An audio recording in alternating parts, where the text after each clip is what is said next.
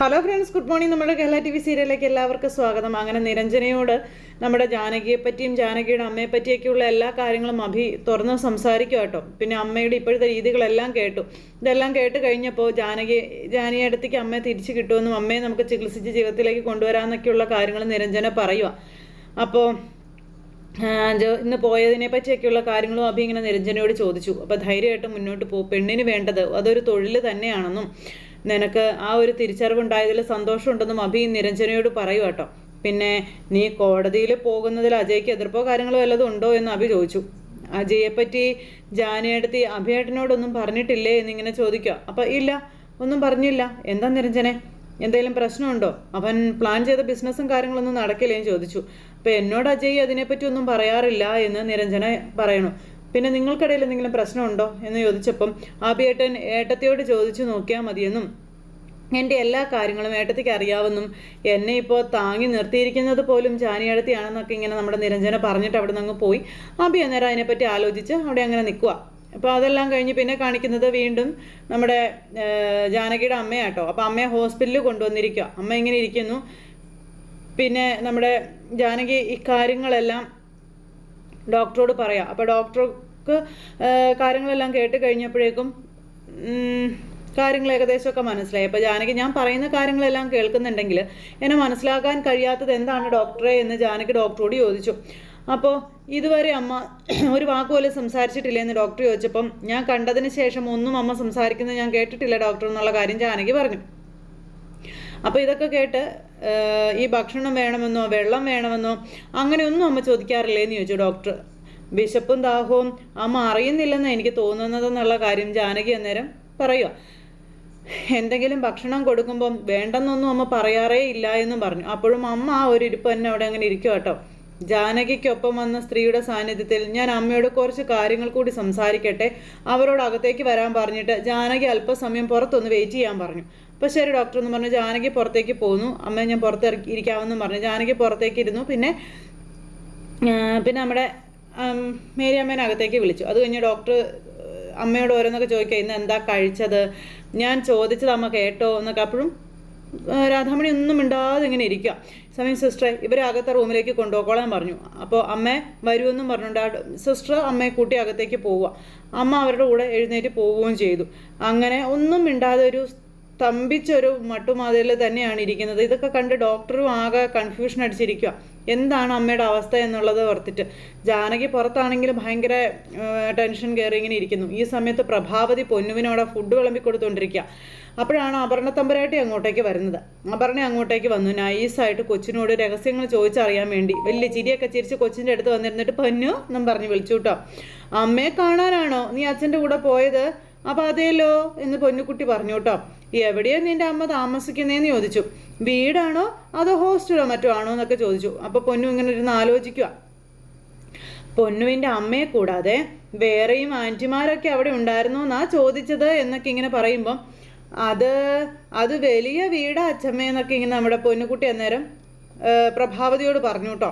അപ്പോൾ പുള്ളിക്കാരി ഇങ്ങനെ നോക്കി നിൽക്കുക. ഇവളാണെങ്കിൽ കണ്ണൊക്കെ ഇറുക്കി കാണിക്കാം. അവിടെ വേറെ ആരൊക്കെയാണ് ഉള്ളത്? അപ്പോൾ വേറെ ആൾക്കാരൊക്കെ ഉണ്ടെന്നും പിന്നെ ഒത്തിരി ആൾക്കാരുണ്ടെന്നും പൊന്നുകുട്ടി പറയാം. നിങ്ങൾ അവിടെയാണോ താമസിച്ചത്? അപ്പോൾ താമസിച്ചതൊന്നുമില്ല അവിടെ അല്ല എന്ന് പറഞ്ഞു. അപ്പോൾ ദേ കുട്ടികൾ കള്ളം പറഞ്ഞാൽ ദൈവം ശിക്ഷിക്കും കേട്ടോ എന്ന് പറഞ്ഞു. താമസിച്ചത് അവിടെ അല്ലെങ്കിലേ രാത്രി നീയും നിൻ്റെ അച്ഛനും എവിടെയാണ് കഴിഞ്ഞതെന്നൊക്കെ പൊന്നുകുട്ടിയോട് ചോദിച്ചു. ഞങ്ങളവിടെ ചെന്നിട്ട് ദേ അമ്മയും കൂട്ടി ഒരു സ്ഥലത്ത് പോയെന്ന് പറഞ്ഞു. അപ്പോൾ സ്ഥലത്തിന് എന്താ പേരില്ലെന്ന് ചോദിച്ച് ദേഷ്യപ്പെടുക. അപ്പം മൂന്നാറിലാണ് പോയത്, അവിടെയാ രാത്രി താമസിച്ചതെന്നുള്ള കാര്യം പൊന്നു പറഞ്ഞു. അപ്പോഴേക്കും എന്നൊക്കെ പറഞ്ഞിട്ട് ഗോഷ്ടി കാണിക്കുമോ അപർണ. അപ്പം നിൻ്റെ മുഖം കണ്ടാൽ അറിയാം നീ കള്ളവാ പറയുന്നതെന്ന്. അപ്പം ഞാനെന്തിനാ ചെറിയമ്മയോട് കള്ളം പറയുന്നതെന്ന് പൊന്നുകുട്ടി ചോദിച്ചു. നിങ്ങൾ പോയത് എവിടെയാണെന്ന് അറിയാവുന്നതുകൊണ്ട് ഞാൻ ചോദിച്ചത്. അറിഞ്ഞെങ്കിൽ പിന്നെ ചെറിയമ്മ എന്തിനാ എന്നോട് ചോദിക്കുന്നതെന്ന് പൊന്നുകുട്ടി ചോദിച്ചു. അപ്പോൾ അപർണ അമ്മയുടെ മോള് തന്നെ ഒരു സംശയവും ഇല്ലെന്നൊക്കെ പറഞ്ഞു. അപ്പം എന്തിനാ കുട്ടിയോട് ഇങ്ങനെ കുത്തിക്കിഴിച്ച് ചോദിക്കുന്നതെന്ന് പ്രഭാവതി ചോദിച്ചു. എവിടെയാ പോയതെന്നും ആരെ കണ്ടുവെന്നും പുറത്ത് പറയരുതെന്ന് നിന്റെ അച്ഛനും അമ്മയും നിന്നോട് പറഞ്ഞില്ലടി എന്ന് ചോദിച്ചുകൊണ്ട് അതിനോട് ചൂടാവുന്നു. അപ്പോൾ മൂന്നാറിൽ ടൂറിന് പോയി പോലും പഠിച്ച കള്ളി, ഇപ്പോഴേ കള്ളം പറയണോ നീ എന്നൊക്കെ ഈ അപർണ കൊച്ചിനോട് ചോദിക്കാം. കൊച്ച് അന്നേരം പ്രഭാവതി ഇങ്ങനെ നോക്കുക കേട്ടോ. അപ്പോൾ നീ കഴിച്ചിട്ട് പൊന്നു എന്ന് പറഞ്ഞപ്പോൾ എനിക്ക് വേണ്ട അച്ചമ്മയെന്ന് പറഞ്ഞുകൊണ്ട് പൊന്നു ഇങ്ങനെ പറഞ്ഞപ്പോൾ ക്ലാസ് കൊടുത്താ കൊണ്ടുവന്നിരിക്കുന്നതെന്ന് പറഞ്ഞിരിക്കുമ്പോൾ അപർണേ പൊന്നു പറഞ്ഞത് സത്യമാണെങ്കിലോ? അപ്പം അതിലൊരു സത്യമില്ല. കമ്പനിയിൽ ഉദ്യോഗത്തിനാണത്രേ ജാനകി പോയിരിക്കുന്നത്.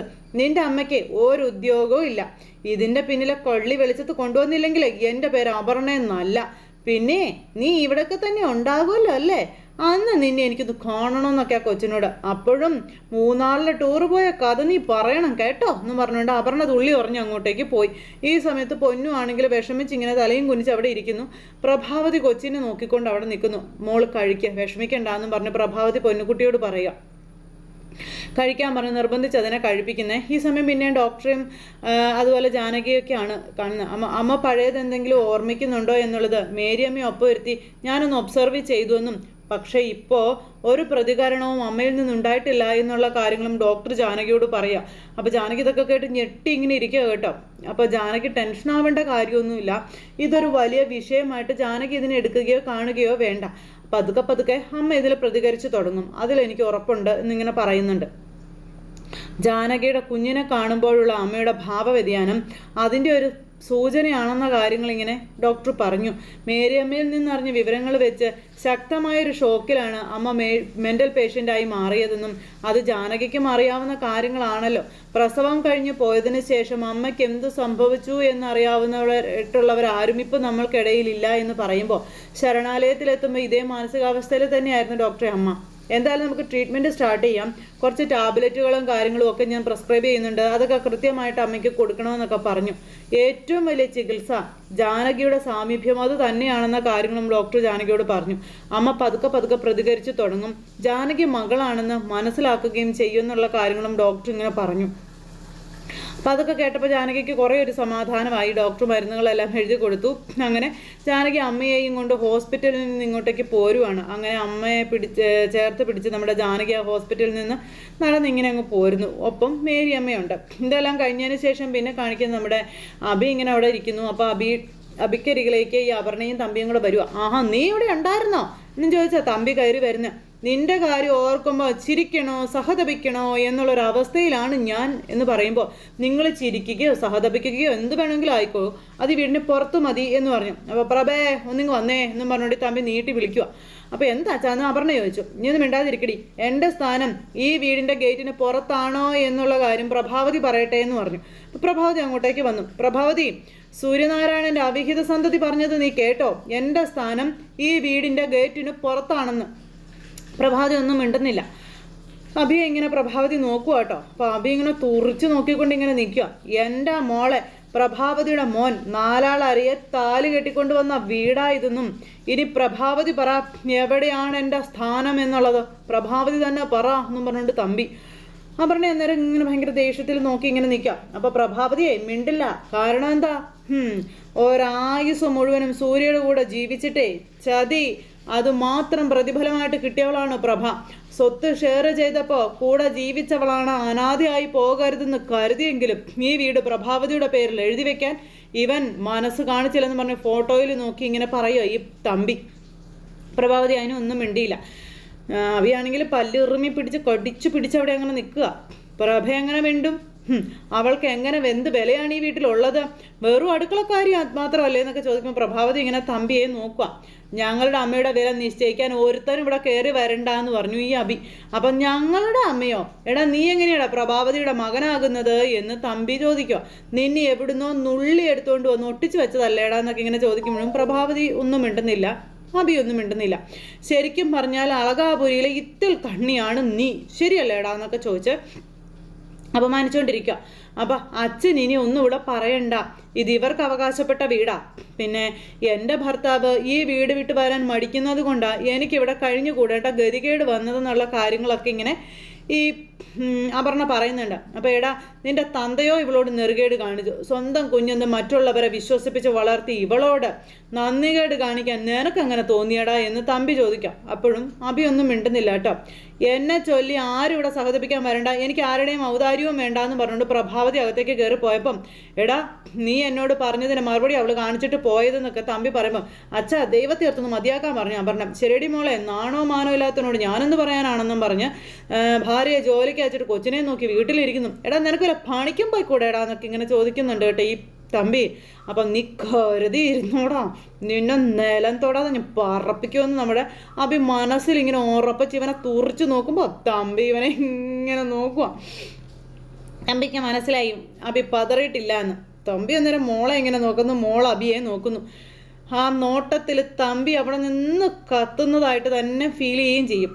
അപ്പോൾ അഭി അങ്ങ് പോയി കഴിയുമ്പോൾ, എടാ കേട്ടില്ലേടി മോളെ, അതെ ഞാനവന് നാവ് ഉയർത്ത സമയം കൊടുത്തു, നീ കണ്ടില്ലേടി മോളെന്ന് ചോദിച്ചു. വലിയ ആൾ കളിക്കുമ്പോൾ അയാൾ അച്ഛനെ നേരെ കൈ ഉയർത്താതിരുന്നതേ എൻ്റെ ഭാഗ്യം, പിന്നെ ജീവിച്ചിരുന്നിട്ട് കാര്യമുണ്ടോ എന്ന് ചോദിച്ചു. തമ്പിയുടെ നേരെ കൈ പൊക്കാൻ അവൻ ഇനി ഒരു ജന്മം കൂടി ജനിക്കണമെന്നായി ഈ പറയുന്ന നമ്മുടെ മകൾ. അപ്പോഴേക്കും തമ്പി നീ നോവിച്ച് വിട്ടത് സൂര്യനാരായണൻ്റെ മകനെയാണ്, നിനക്കുള്ള പണി അവൻ തന്നോളൂ എന്ന് തമ്പിയോട് നമ്മുടെ സൂര്യ പറയുന്നതായിട്ട് തമ്പിക്ക് തോന്നുക. അപ്പോൾ എന്താ അച്ഛാന്ന് മകളെ ചോദിച്ചപ്പം, ഒന്നുമില്ലടി മോളെ, ഇവൻ്റെ ഈ ഫോട്ടോ എടുത്ത് വെളിയിൽ കളയടി എന്ന് പറഞ്ഞുകൊണ്ട് തമ്പി ഇങ്ങനെ നിൽക്കുക. അതിവിടെ ഇരിക്കുന്നതേ ലക്ഷണക്കേടാ എന്ന് പറഞ്ഞുകൊണ്ട് തമ്പി അവിടെ നിന്ന് പോയി. ഈ അച്ഛൻ്റെ എന്താണെന്ന് ഓർത്ത് അപർണ അവിടെ നിൽക്കുക.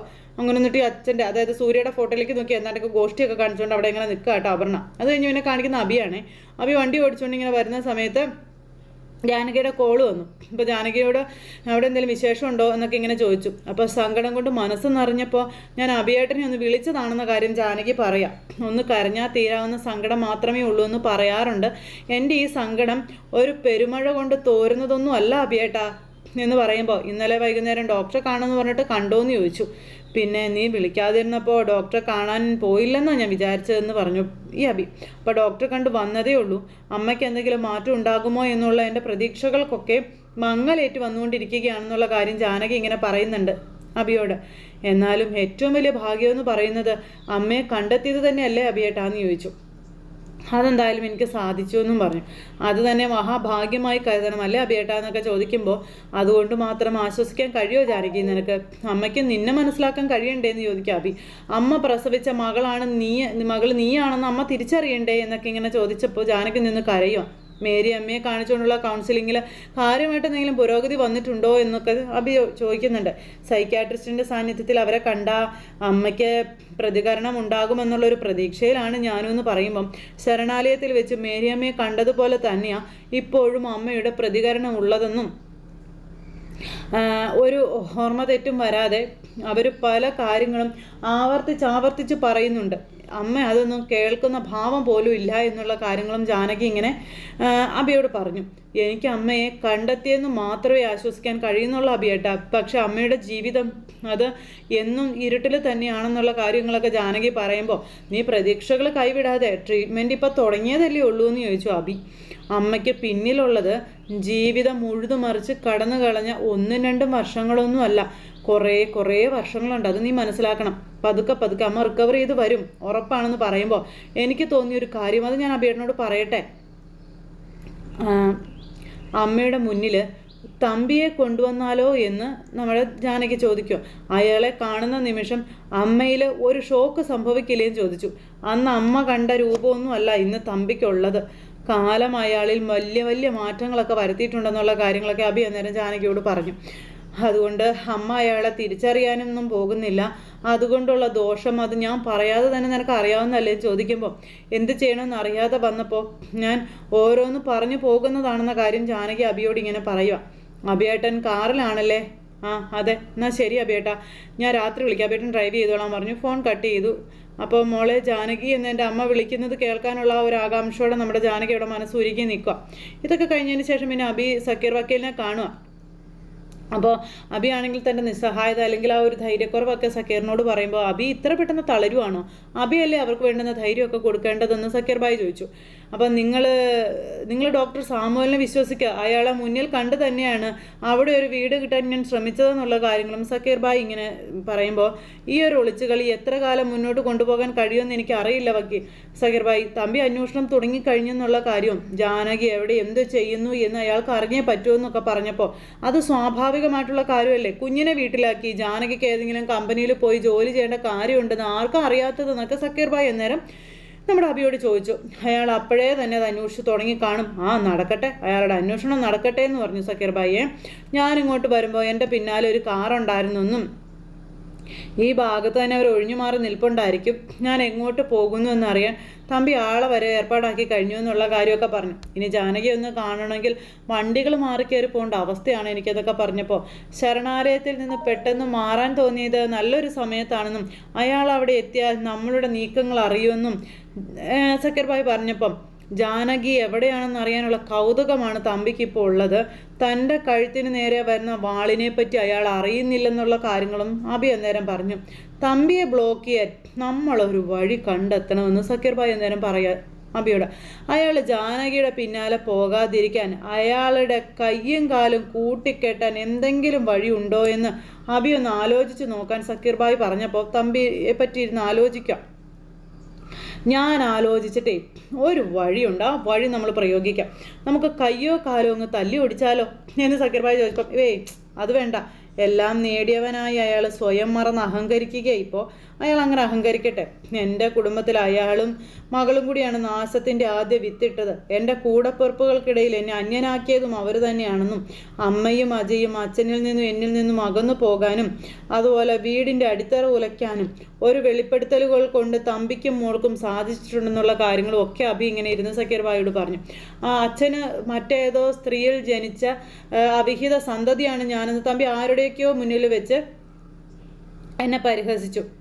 അയാളെപ്പോലെ ഒരു ചതിയനാണ് എൻ്റെ അച്ഛൻ മറ്റൊരു പെണ്ണിനെ പിഴപ്പിച്ചെന്നും പറഞ്ഞ് ചിരിച്ചത്, അല്ലെങ്കിൽ കളിയാക്കിയതെന്നൊക്കെ പറയുമ്പോൾ തമ്പിയുടെ മുഖങ്ങൾ അഴിഞ്ഞു വീഴാൻ പോലെ അബി ഒന്ന് വെയിറ്റ് ചെയ്യുക എന്നൊക്കെ പറഞ്ഞപ്പോൾ, അത് പോരെ വക്കീൽ, എനിക്ക് തമ്പിയുടെ മകളും ഭാര്യയും അയാൾക്കെതിരെ വിരൽ ചൂണ്ടുന്നതിന് മുൻപ് പേ പിടിച്ച നായയെ പോലെ അയാൾ ഓടുന്നത് എനിക്ക് കാണണമെന്ന് നമ്മുടെ അബി പറയാം. ആരോടും അത് പറയാൻ കഴിയാതെ നെഞ്ചിലേറ്റ അമ്പുമായി തമ്പി പൊളയുന്നത് എനിക്ക് കാണണമെന്നൊക്കെ അബി പറയാം. ഉറക്കമില്ലാത്ത രാത്രികളാവണം ഇനി തമ്പിയുടെ ദിവസങ്ങളെന്നൊക്കെ പറയുമ്പോൾ, രാധാമണി വാരസ്യാരെ പറ്റിയുള്ള വെളിപ്പെടുത്തലാണോ അബി ഉദ്ദേശിച്ചത് എന്ന് വക്കീൽ നമ്മൾ അബിയോട് ചോദിച്ചു കേട്ടോ. അയാളുടെ മർമ്മത്ത് പ്രഹരിക്കാനേ അതല്ലാതെ വേറെന്ത് ആയുധമാണ് ഉള്ളതെന്ന് അബി ചോദിച്ചു. അപ്പോൾ വെറുതെ രാധാമണി വാരസ്യാരുടെ പേര് പറഞ്ഞ് തമ്പിയെ പേടിപ്പിക്കാനൊന്നും പറ്റത്തില്ലെന്നും അയാൾ നിഷേധിച്ചാൽ തീരാവുന്നതേ ഉള്ളൂ എന്നുള്ള കാര്യവും വീട്ടുകാരുടെ മുന്നിൽ അബിയുടെ അപവാദ പ്രചരണമാണെന്നും അയാൾ പറയുമെന്നുള്ള കാര്യങ്ങളും എല്ലാവരും അത് വിശ്വസിക്കുമെന്നുള്ള കാര്യങ്ങളും, തമ്പി നിലം തൊടണമെന്നുണ്ടെങ്കിൽ രാധാമണി വാരസ്യാർ മുന്നിൽ വന്ന് നിന്ന് അയാളുടെ മുന്നിൽ വിരൽ ചൂണ്ടണമെന്നുള്ള കാര്യങ്ങളൊക്കെ പറഞ്ഞ് സക്കീർ ഭായ് അബിയെ ഉപദേശിക്കുക. അങ്ങനെ ഇവർ രണ്ടുപേരും കൂടെ ആ ഒരു കാര്യങ്ങളൊക്കെ പ്ലാൻ ചെയ്ത് ഇങ്ങനെ സംസാരിക്കുന്നിടത്താണ് ഇന്നത്തെ കഥ അവസാനിച്ചത്. അപ്പോൾ എല്ലാവരും കാത്തിരുന്ന് കാണണോട്ടെ. എല്ലാവർക്കും നല്ലൊരു ദിവസം ആശംസിക്കുകയാണേ. സൂപ്പർ ഹിറ്റ് കഥയുമായി കാണുന്നത് വരെ എല്ലാവർക്കും നന്ദി.